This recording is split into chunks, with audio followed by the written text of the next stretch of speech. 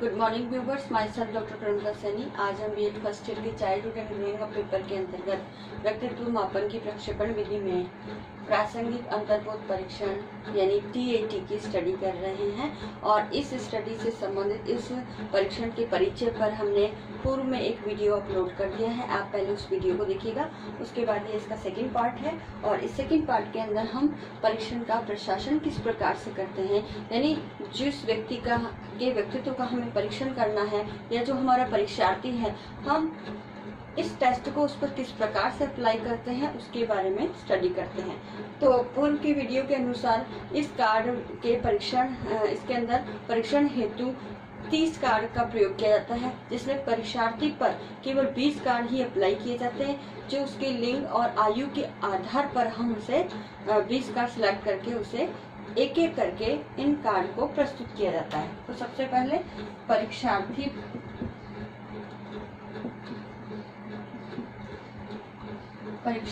को 20 कार्ड्स को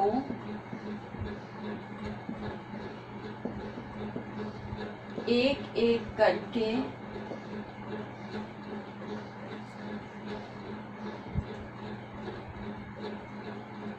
प्रस्तुत किया जाता है।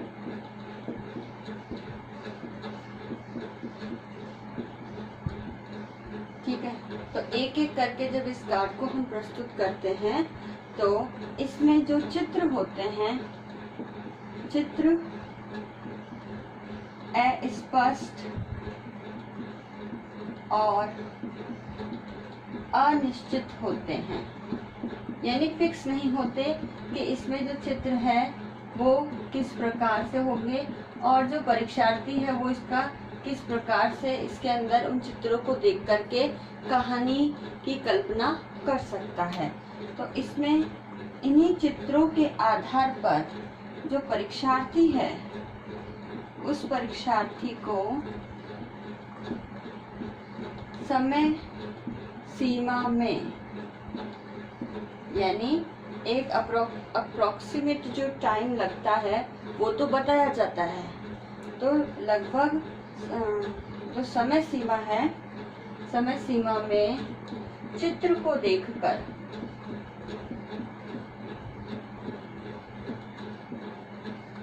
कहानी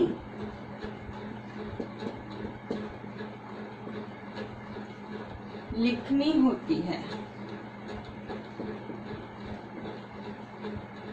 ठीक है, तो पर्टिकुलर चित्र को देखकर जो परीक्षार्थी है उसके मन में क्या कहानी आ रही है, उन पात्रों को जो उसने चित्र में देखे हैं उसके आधार पर वह कहानी लिखता है। लेकिन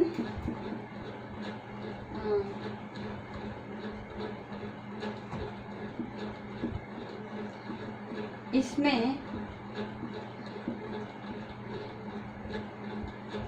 कहानी लेखन हेतु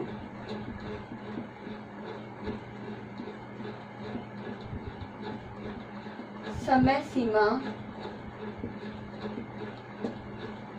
का कोई बंधन नहीं होता, यानी इस कार्ड के अंदर जो कहानी लिखनी है उसके लिए कार्ड जो समय है लगभग बता दिया जाता है, ताकि जो परीक्षार्थी अनावश्यक समय ना ले, लेकिन उसके मन में जो भी कल्पना विकसित हो रही है उस चित्र को देख करके उसी आधार पर वो है अपनी कहानी लिखता है। तो ये जो कहानी है वो उसकी कल्पना पर आधारित होती है।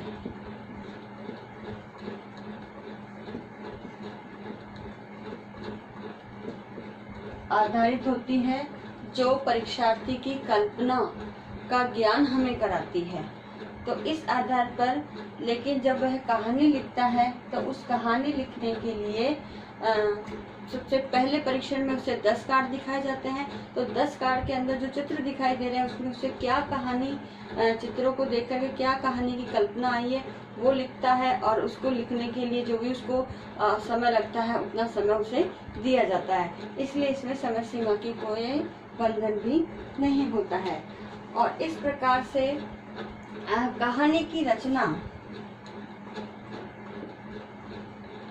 कहानी की रचना कुछ पक्षों को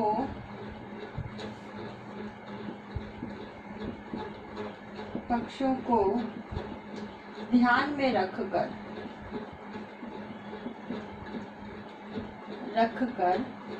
की जाती है। तो कुछ पक्ष जो होते हैं उसमें सबसे पहला है कि चित्र में आपको क्या दिखाई दे रहा है,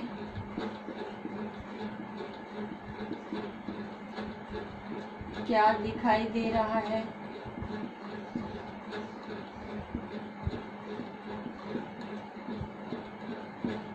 या फिर क्या कुछ हो रहा है,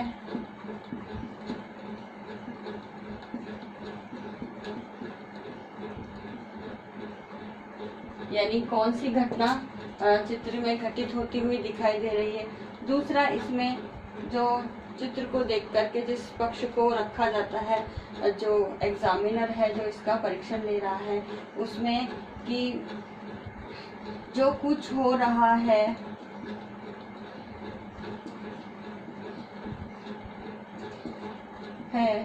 उसके पीछे क्या कारण है,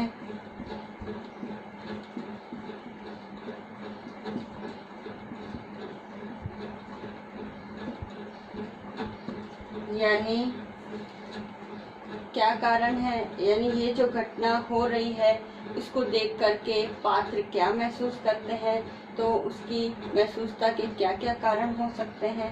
सी, इसके अंदर कि आगे इस परिस्थिति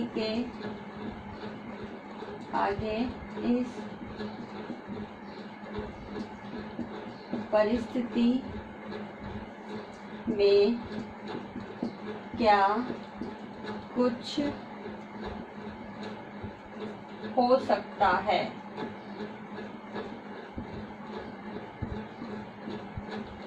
या हम एक शब्दों में कह सकते हैं कि घटना का परिणाम क्या होगा, घटना का परिणाम क्या होगा।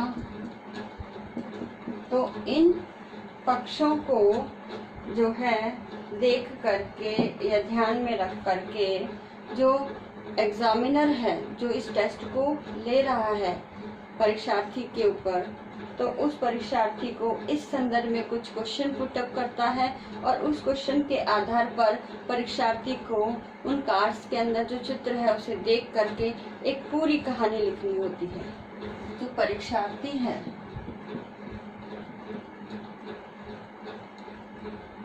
अनजाने में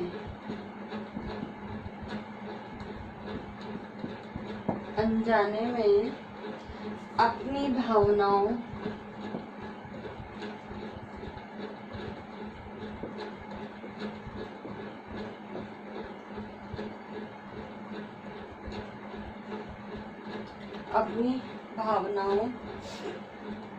आकांक्षाओं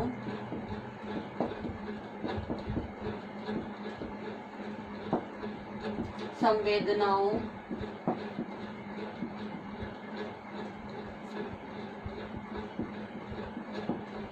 और मानसिक स्थिति को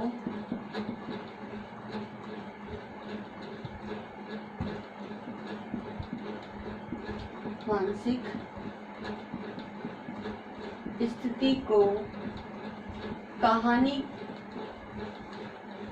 के द्वारा अभिव्यक्त करता है, जो उसकी खुद की होती है या उसके अंतर्मन में या अचेतन मन में होती है। तो उस कहानी के माध्यम से वो अपनी जो अचेतन मन के अंदर जो उसकी दबी हुई इच्छाएं हैं, भावनाएं हैं, आकांक्षाएं हैं, संवेदनाएं हैं, उनको वो व्यक्त करता है। तो इस प्रकार से इसमें जो कहानी होती है, कहानी व्यक्ति की या हम कह सकते हैं परीक्षार्थी की स्वयं की कहानी होती है। जो कहानी होती है वो परीक्षार्थी की स्वयं की कहानी होती है। तो इस प्रकार वह जो दूसरों से नहीं कह सकता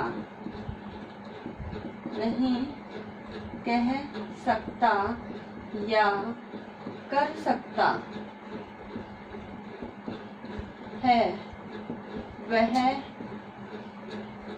जो है अपनी गोपनीय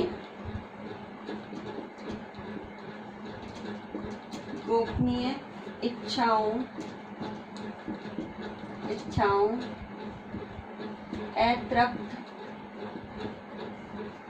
अतृप्त अभिलाषाओं,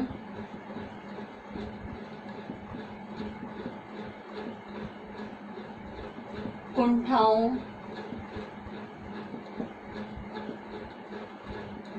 और मानसिक तनावों को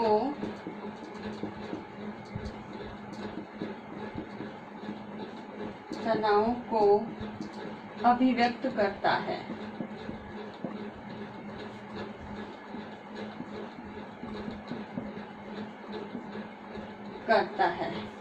तो इस प्रकार से जो है व्यक्ति इन कार्ड्स में कहानी के माध्यम से अपने अचेतन मन की सभी दबी हुई इच्छाएं, अभिलाषाएं जो वह कभी अपने जीवन में नहीं कर पाया हो या नहीं दूसरों से कह पाया हो, उनको वो अभिव्यक्त कर देता है कहानी के माध्यम से।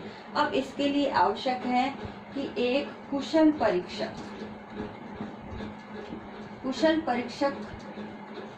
का होना आवश्यक है,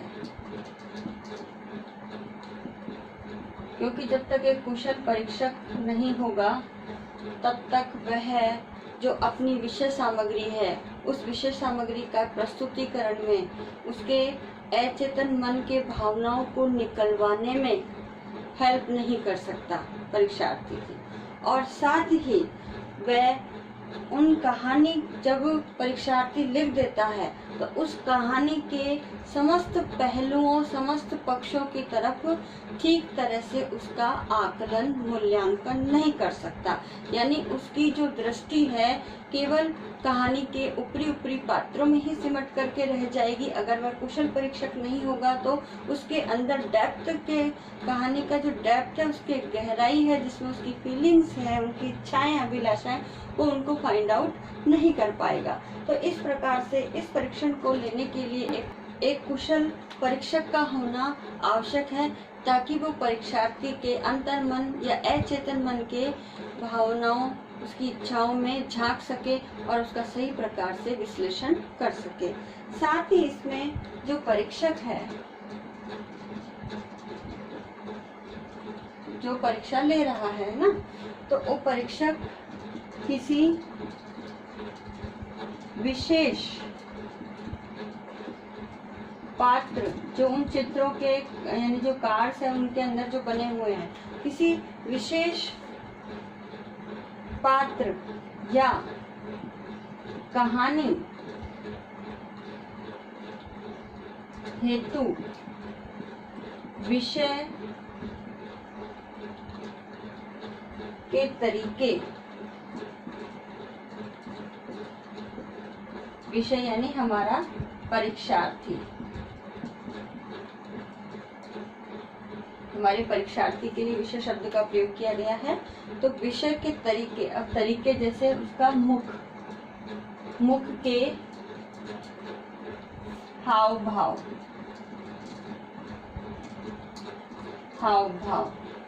साथ ही उसके मुखर स्वर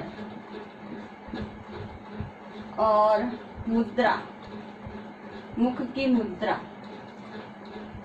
झिझक,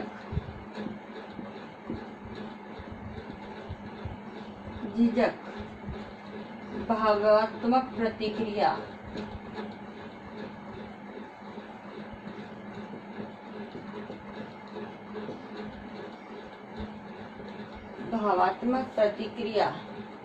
के अन्य संकेत जो भी वो अपने हाव भाव के द्वारा देता है, तो अन्य संकेतों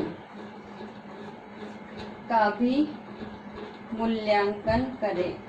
यानी केवल कहानी के आधार पर ही नहीं, बल्कि जब परीक्षक चित्र दिखा रहा है और चित्र दिखाते समय परीक्षार्थी के जो विभिन्न हाव भाव है, मुद्राएं हैं, फेस के रिएक्शंस है, या फिर कभी कभी उस चित्र को देख करके बचने का जो भाव होता है कि नहीं, मुझे इस चित्र को अटेम्प्ट नहीं करना, मुझे इस पर कोई कहानी नहीं लिखनी है, या फिर अपनी ओरिजिनलिटी को छिपाने का प्रयास है, जो वास्तव में दिखाई दे रहा है शौक, भय, उसके मुख मुद्रा, झिझक, जो भी भावात्मक प्रतिक्रिया है उसकी उस चित्र को देख करके हो रही है, उसका कुशल परीक्षक को इस बात का भी ध्यान रखना चाहिए। और जब वह कहानी का मूल्यांकन करे तो उसकी इन प्रतिक्रियाओं के माध्यम से भी वह उसका विश्लेषण करे, तभी सही प्रकार से इस TAT परीक्षण का प्रशासन किया जा सकता है। अब आज का असाइनमेंट इस प्रकार से है।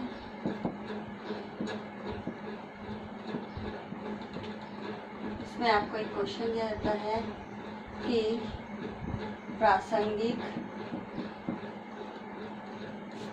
अंतर्बोध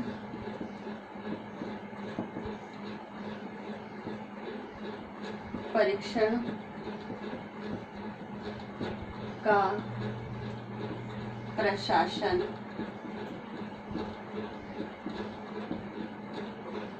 किस प्रकार से किया जाता है। तो आपको इस प्रश्न का आंसर देना है। साथ ही इस कोरोना महामारी के दौर में आप अपने घर में रहिए, सुरक्षित रहिए। जहाँ तक हो सके राज्य सरकार द्वारा जारी गाइडलाइन की पूर्णतः पालना कीजिए, दूसरों को भी उसे पालन करने के लिए प्रेरित कीजिए। आई होप ये वीडियो आपके लिए यूजफुल होगा। So thank you.